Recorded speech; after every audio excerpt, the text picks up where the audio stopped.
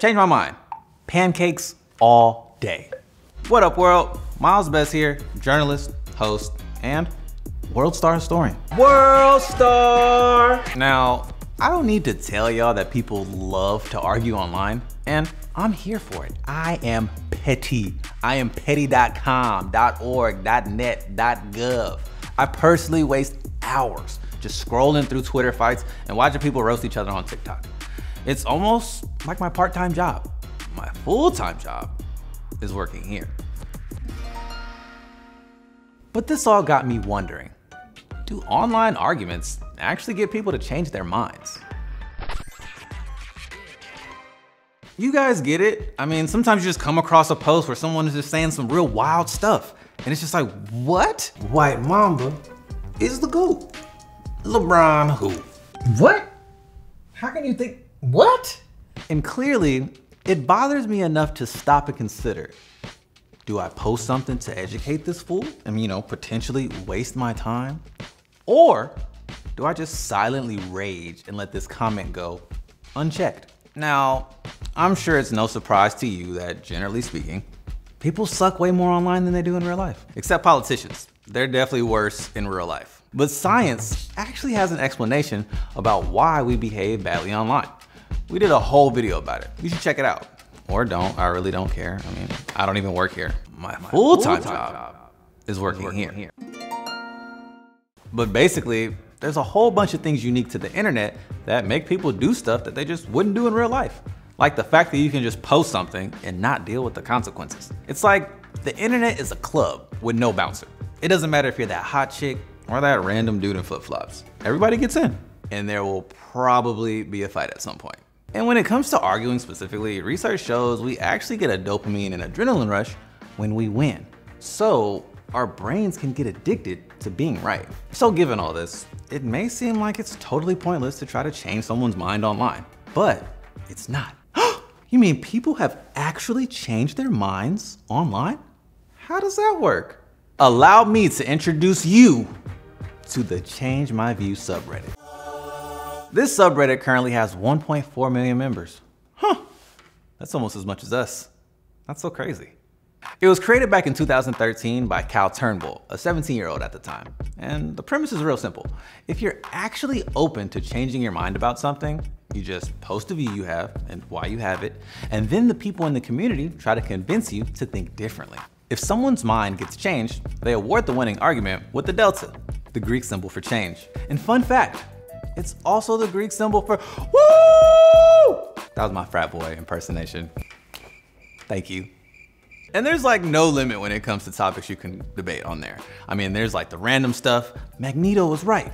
Mutants can't coexist with humans. To your traditional hot button topics like vaccination rates would be higher in the US if Trump had won the presidency.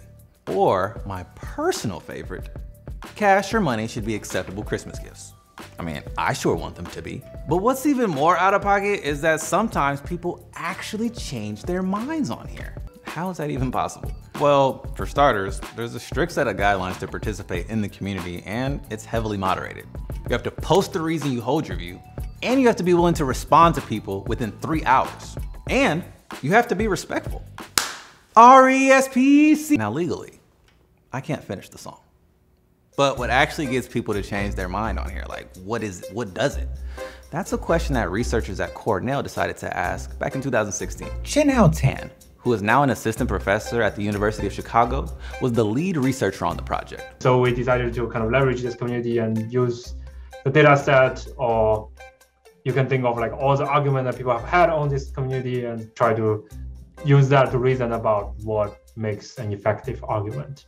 And here are some of my biggest takeaways from our conversation. Number one, it's good to have several rounds of back and forth, but if you get past round 5, game over. Do not pass go, do not collect $200, you do not win. Number 2, you're more likely to change someone's mind if you are presenting a totally different viewpoint, like something the other person hasn't really thought about before, you know what I mean? So if someone's like, superhero movies aren't real cinema because it's not real art, you might be more likely to change their mind if you go with something like, cinema isn't just supposed to be about art, it's also designed to entertain, and superhero movies entertain. versus an argument where it's like superhero movies are artsy because, and apparently citing links and research can actually help people change their mind. Huh, who would have thunk it? And get this, the researchers actually figured out that if someone is using the royal we instead of I, then they're probably not gonna change their minds.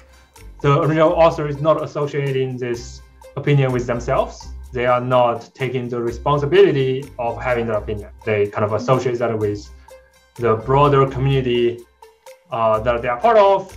So it's very hard to change that kind of opinion. So I before we, except after me. Now, it's important to keep in mind that these conversations were happening in the internet utopia of Change My View subreddit, where people are open to changing their minds. But what about the rest of the internet wasteland? Well, some of the takeaways from Chen Hao's study can probably work outside of that subreddit too. But I think it's important to point out that winning or changing someone's mind doesn't need to be the end goal. You can still have a productive and meaningful conversation with someone you disagree with and not change their mind. Shouldn't it be about the journey and not the destination? Well, that's easier said than done. So how can you even do that? Well, there's a lot of different advice out there, but I want to focus on this dope cheat sheet I found from an organization in New Zealand. And who better to keep the peace online than New Zealand? I mean, New Zealand is, after all, the second most peaceful country in the world, only outpieced by Iceland. What's even in Iceland? This holiday season, come visit Iceland, yeah? Iceland, where you can just chill out. Get it? Because we have ice? But essentially, to keep the peace online when disagreeing with someone, these Kiwis recommend to 1, stay calm, 2, don't get personal, 3, use I statements, 4, actually listen to the other point of view. And if you have a tough time remembering, just think Dua Lipa. You see like the S and then the, it worked better in my head. I'm sorry about that. Allow me to demonstrate though. White Mamba is the best basketball player of all time. No. Uncle Otis, White Mamba never had any playing time. But White Mamba. But if you're not playing in the game, how can you be the best player? What is he talking about? What are you saying? White Mamba. I just don't think you can be the GOAT if you're not scoring. Boy, White Mamba is the best. Okay, I hear you on that. Maybe let's just agree to disagree. You still on to watch the game tonight? Oh yeah, for sure. And I'll bring my vegan wings. Vegan wings? So, in conclusion, it is possible to win an argument online, but maybe that shouldn't always be the point. At the end of the day, isn't it all about connecting on our common humanity? But if the conversation goes too far, you can also protect your peace, bow out. Or if you need to block somebody, block them and book that flight to Iceland. And with that, I'm curious, do you have any tips on how to engage in respectful disagreements online? Anything you found that works or doesn't work? Let me know. Oh, and speaking of arguing online, check out our video on internet trolls. My beard was much shorter back then. Anyways, I'm your host, Miles Best. Peace out.